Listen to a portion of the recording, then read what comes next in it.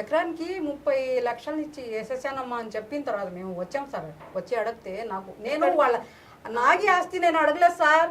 నాకు అకౌంట్ అది ఎవరు అకౌంట్లో వేసారు కొంచెం ఏంటి సార్ అని చెప్పి బతిమాలి అడిగాను సార్. నేను మాకు అప్పుడు ఎలాగో రెస్పాన్స్ ఇవ్వలేదు, ఇప్పుడైనా రెస్పాన్స్ ఇవ్వాలి అతను. ఇప్పుడైనా సరే సార్ సమాధానం చెప్పాలి. ఇప్పుడైనా నాగి గారు నాకు సమాధానం చెప్పాలి.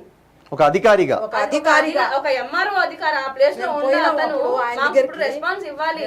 అసలు ఎవరికి వేసారు, ఎంత వేసారు ఏంటని మాకు తెలియాలి. ఎందుకంటే ఇదిగోండి ఈమె ఓనర్ ఇక్కడ, ఈ పేపర్స్ మా అమ్మగారిదే, ఎవరిదో కాదు. మాకు అధికారం ఉంది కదా, కలిసి తెలుసుకోవాలి కదా. మేము తెలుసుకునే దానికి అడిగితేనే అనిల్ కుమార్ యాదవ్ లేడు, జగన్మోహన్ రెడ్డి లేడు, రాష్ట్రంలో ఉన్నది ఎవరు అంటే ఆ అధికారి.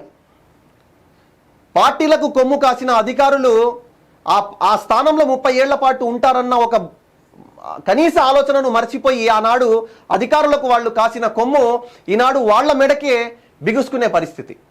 అయితే ఈ మహిళ ఎవరైతే ఉన్నారో ఆనాడు న్యాయం కోసం వీళ్ళు వెళ్తే కసురుకున్న ఆ ఎంఆర్ఓ, కసురుకున్న ఆ వ్యక్తి నాగేశ్వరరావు అనే వ్యక్తి అధికారి ఈనాడు అతన్ని సీఎం విచారిస్తే, ప్రస్తుతం ఉన్న నారా చంద్రబాబు నాయుడు గారు ముఖ్యమంత్రి వర్యులు విచారణ చేపడితే అతని మీద యాక్షన్ తీసుకుంటే తప్ప వాస్తవాలు బయటకు వచ్చే పరిస్థితి లేదు. ఎవరికి ఏ విధమైనటువంటి న్యాయం జరగాలో అతన్ని విచారిస్తే తప్ప తెలిసే పరిస్థితి లేదు. కాబట్టి వీళ్ళు కోరేది ఒకటే, మాకు మా భూమి కావాలి, లేని పక్షంలో మాకు న్యాయం జరగాలి అంటున్నారు. అవును సార్, మాకు జరుగుతుందని ఒక చిన్న మాకు ఆశ సార్. మాకు చేస్తాడు సార్, న్యాయం చేస్తాడు సార్. చంద్రబాబు గారు చేస్తారు సార్. చంద్రబాబు గారు నమస్తే. చంద్రబాబు గారు మీరు ఉండి ఉంటే నాకు ఈ భూమి ఎప్పుడో వచ్చేది సార్.